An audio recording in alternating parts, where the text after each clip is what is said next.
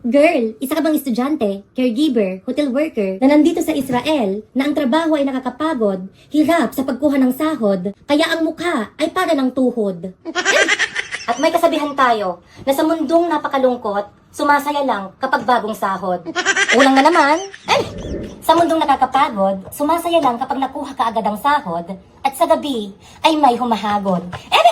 Girl, baka katulad kita dati, nakapag-araw ng sahod, sa post office ay kailangan mo pang sumugod, sa haba ng pila, kailangan mo pang lumuhod, para makuha lang ang sahod, kaya pag uwi ng bahay, ikaw ay ugod-ugod, na para bang uod. Kaya naman tuturuan kita ng discarding very very good. Kulang ka man sa hilod at mukha kang pusod, bakit Nima app hindi mo subukang i-download, para sa Facebook ay may i-upload. At kung gusto mong matanggap ang iyong sahod diretso sa iyong Nema app na walang kahirap-hirap, bakit hindi tayo mag-usap? PM me ASAP.